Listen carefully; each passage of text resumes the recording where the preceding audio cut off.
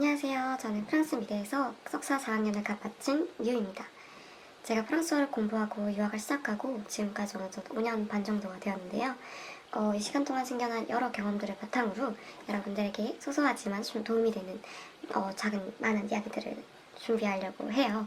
그래서 첫 번째로 제가 준비한 내용은 프랑스 미대 유학 전 학원 꼭 가야 할까요? 입니다. 처음 유학을 준비했던 때로 돌아가서 지금까지의 과정을 쭉 생각해보면서 준비를 해봤는데요. 프랑스 미대로 유학을 꿈꾸고 계신 분들, 지금 혹시 학원을 가야 하는지 아닌지에 대한 고민을 하고 계신 분들, 이 영상을 보고 잘 결정을 해보시면 좋을 것 같아요. 저는 먼저 아니요라고 대답하고 싶어요. 왜냐하면 실제로 학원에 가지 않더라도 합격을 하는 많은 친구들을 보았는데요.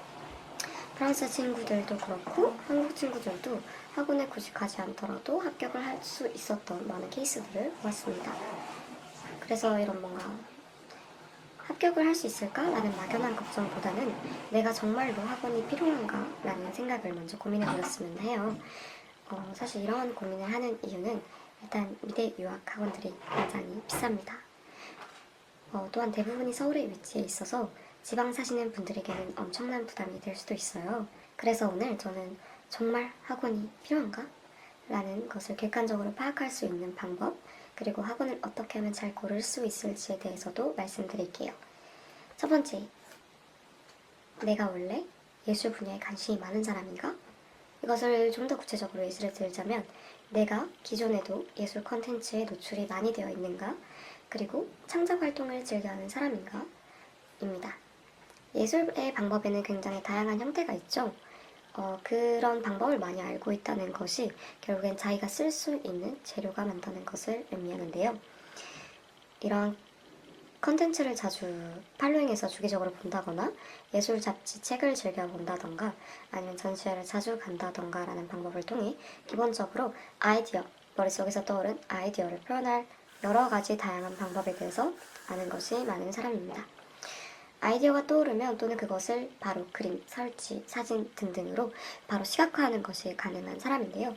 이런 사람은 학원이 아니더라도 솔직하게 포트폴리오를 두 번째, 내가 도움을 받을 수 있는 예술 분야에서 공부를 하거나 일을 하는 지인이 있는가입니다. 이미 유학을 해본 사람이 주위에 있거나 아니면 피드백을 받을 수 있는 사람이 주위에 있나요? 그렇다면 당신은 럭키입니다.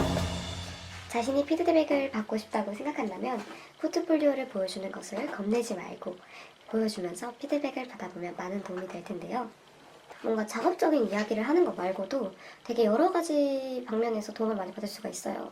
왜냐면 사실은 작업 얘기를 하는 거는 작업이 굉장히 개인적인 이야기니까 좀 부담스러울 수도 있잖아요. 듣는 사람도 좀 부담스러울 수 있거든요. 근데 포트폴리오라는 걸 보여주게 되면은 뭔가 이 사람이 해줄 수 있는 조언의 카테고리가 좀 넓어져요. 그래서 이 포트폴리오라는 것도 심사관들의 가장 처음에 눈에 들어오는 나를 이미지로 표현하는 것들이기 때문에 굉장히 잘 정돈되어 있는 게 중요하거든요. 실제로 제 개인적인 이야기를 풀자면 저는 제가 유학을 준비할 당시에 같이 포트폴리오를 준비했던 언니들과 발표 준비나 뭐 작업이나 아니면 면접 준비 이런 것들을 굉장히 많이 했는데요. 그래서 이런 이야기들을 하면서 되게 어떤 점을 보완하면 좋을지 이런 것들을 소통하니까 실제로도 굉장히 도움을 많이 받았던 기억이 있거든요. 근데 만약에 이 두 가지에 다 해당이 안 되시거나 아니면 해당이 되더라도 좀 불안하신 분들이 있을 수 있죠. 근데 그런 분들은 학원에 가시면 굉장히 많이 도움을 받을 수 있을 거라고 생각이 드는데요. 저 또한 유학을 결정했을 때 예술에 대해서는 굉장히 문외한이었어요. 특히 프랑스 예술 몰랐습니다. 그런데 되게 운 좋게 좋은 선생님을 만났고 그 선생님으로 인해서 덕분에 또 합격까지 할 수 있게 되었으니까 저한테는 돈과 시간에 부담이 있었어도 굉장히 좋은 선택을 했다고 말할 수 있어요. 그런데 저는 되게 그동안 학원을 잘못 만나서 엄청난 돈과 시간을 투자하면서도 그 투자 가치를 받지 못했던, 보지 못했던 많은 수의 케이스들을 보았거든요. 그럼 어떻게 하면 학원을 잘 고를 수 있을까요? 첫 번째가 아니라 마지막째. 학원을 잘 고를 수 있는 방법은 자신을 먼저 파악하는 거예요. 내가 가고 싶은 방향, 뭐 추구하는 스타일, 그리고 원하는 기간과 목표 이런 것들을 잘 파악하셔야 돼요. 어떤 학원들은 좀 천천히 여유있게 충분한 시간을 가지는 경우가 있어요. 저는 그게 되게 좋다고 생각을 하거든요. 왜냐하면 비전공자이기 때문에 더 많은 시간을 들이는 건 굉장히 설득력 있는 시간인 것 같아요. 맞는 말인 것 같거든요. 그런데 예를 들면 이번 연도 9월에 그 후년 입학으로 유학을 결정하게 되면 굉장히 시간이 없어요. 왜냐하면 입학 서류를 이제 접수하는 시간은 1월부터 시작을 해서 한 3월 정도까지 하고 마감. 그러면 1월까지 보통 포폴이랑 다 끝낸 상태여야 하는데 그렇게 생각하면 굉장히 시간이 촉박한 편이잖아요. 그래서 그런 것보다는 굉장히 시간을 많이 들여서 이렇게 천천히 공부를 하는 게 더 나을 수도 있어요. 그런데 예를 들면 만약 내가 전공자이거나 아니면 이미 실무 경험이 있거나 이런 분들은 사실 진짜 미친 듯이 하면 가능하기도 해요. 학원 플래닝에 내가 맞춰서 들어가게 되면 뭔가 나중에 되면 좀 후회할 수도 있어요.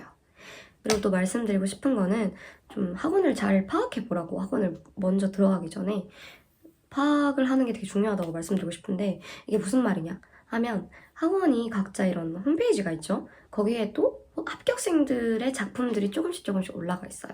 그러면 이거를 되게 다양한 학생들의 작품을 보는 거예요. 그럼 다양한 학생들의 작품을 보면서 그 작품들을 보는데 뭔가 내가 모르게 뭔가 좀 비슷한 게 느껴진다? 이러면 그게 학원의 스타일이 될 수도 있고 선생님의 스타일이 될 수도 있어요. 근데 이게 전혀 나쁜 게 아니에요. 이게 너무 당연한 거거든요. 학교를 들어가도 똑같아요. 학교를 들어가도 그 담당 교수님의 스타일이 굉장히 많이 보이는 작업을 하게 됩니다. 굉장히 보여요. 그런 교수님들의 스타일이 너무 잘 보이고 그걸로 또 교수님을 선택하기도 하고 그렇게 되거든요. 근데 이게 중요한 건 내가 이 스타일을 좋아하냐 안 좋아하냐 이거예요. 좋아하는 척을 하면 안 돼요.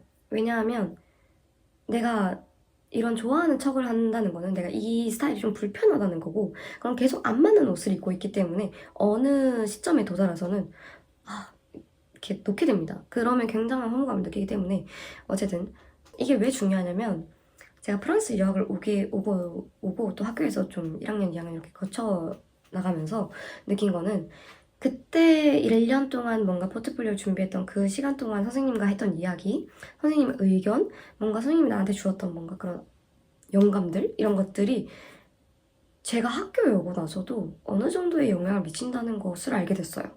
그래서 이거를 버리는 것도 되게 어렵고 이거를 버려야 되나? 라는 것도 되게 고민이 많이 들고 그런 선생님이나 학원의 스타일이 굉장히 자기 작업 스타일이 좀 많이 묻어나게 돼요. 물론 개인적인 이야기일 수도 있지만 그래서 결론적으로는 자신에 대해서 잘 파악을 해보고 그리고 적절한 시간을 가지고 천천히 각 학원들의 특징을 보면서 결정을 내리시면 좋을 것 같아요. 저는 여기까지 하겠습니다. 다음에 또 도움이 되는 컨텐츠로 다시 돌아올게요. 그럼 안녕!